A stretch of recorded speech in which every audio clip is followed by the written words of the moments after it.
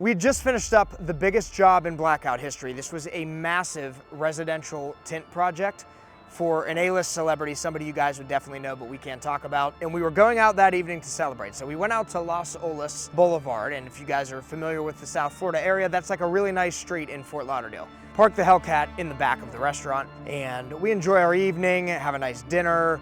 The group goes out and has a couple of drinks, and we come back and the car is gone. And at first I figured this thing had to be towed. It's a pay-for parking. I did pay, but I thought maybe something got lost in the communication, the license plate wasn't right, whatever. I was parked right up front in the back of the restaurant. So you can see the car, plain as day, lights. I mean, it's not like we were in a dark alley. And then we noticed that there was glass on the ground. And obviously that's when we realized, hey, this thing was stolen. So I learned a lot of things. Number one, if you have a Dodge product, specifically a Hellcat product, don't let it sit somewhere without having some really, really extensive anti-theft things done. Starter kills and GPS tracking. I also learned through this process that the police really don't care. I even had some loaded weapons in the car that were legal, of course, and those were stolen along with the car. And the police did absolutely nothing to find anything. They didn't care. There's basically so many thefts that they can't do anything about it. They're overwhelmed. They're understaffed to deal with it. On top of that, Hellcats are the #1 most stolen vehicle in the country. You probably know that if you have a Hellcat, but you always kind of think it's not going to happen to me. Well, the police said that they're stolen so often that it's nonstop every day. They said that the people will steal them and then go rob banks and stuff like that because they'll outrun their helicopters. That is straight from the cops.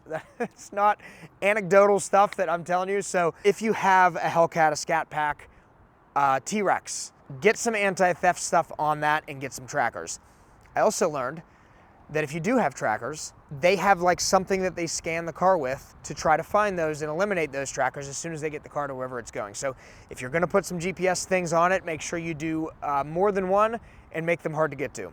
The craziest thing about this whole process though was I couldn't order a new car, so I was pretty upset about that. I custom ordered the one that I wanted. I was able to find one that's almost exactly the same as what I had, so thankful for that. But the insurance company, the way that they responded, so I've got a perfect insurance record, knock on wood, no major accidents or anything, a couple speeding tickets, of course, here and there, but never a car theft, never missed a payment.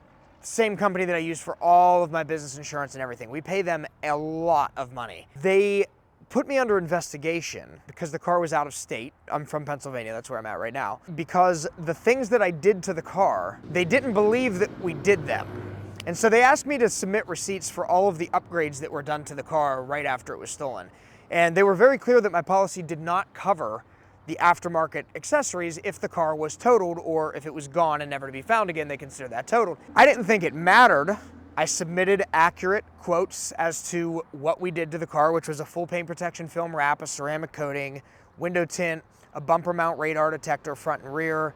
I think that was all that I submitted. It ended up being a significant amount of money. I mean, you add all those things up, the radar detector alone is like $5,000. It was like 14 grand, something in that neighborhood. But again, I didn't even think they were paying out, so I didn't think that it mattered much, but I did give them accurate quotes. Ultimately, what the investigation revealed was that they believed that I was trying to fraud them and get extra money for things that weren't actually on the car. And really the only proof that I had, because my own company installed the parts. So I didn't have a real receipt from when we did the car. Like if we did something for you as a customer, you would have that receipt, you could turn that receipt into the insurance company. I didn't have that. So I generated those documents showing them what those things cost. Apparently that's a problem. So if you do own a company that does this, don't make a receipt.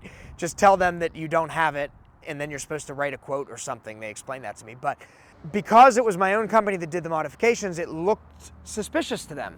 They investigated me. What saved me was my YouTube videos. Thankfully, when we got the car originally, we documented everything that we did. And we didn't do that with, you know, the thought that maybe someday the thing's gonna get stolen. We did that because we wanted content for our YouTube channel. But something to really consider, if you guys are putting modifications on your car, get pictures and videos while you're doing it. Keep proof of purchase, obviously, but even if you had that, it really concerned me that the insurance company could have told me, hey, look, we don't believe you and we're not paying out on this car. And the car was worth about $75,000. Now, I was completely up to date on the payments. I owed almost nothing on it in comparison to what it was worth, and they still were suspicious of me. Insurance paid out, no problem. Right after that investigation, the investigator said, hey, you've proven that these things were real, thank you. They proceeded, they paid out immediately, I think the next day. Have documentation of everything you do on the car, because the insurance company is going to do everything in their power to make sure that they don't pay out and that basically you get screwed.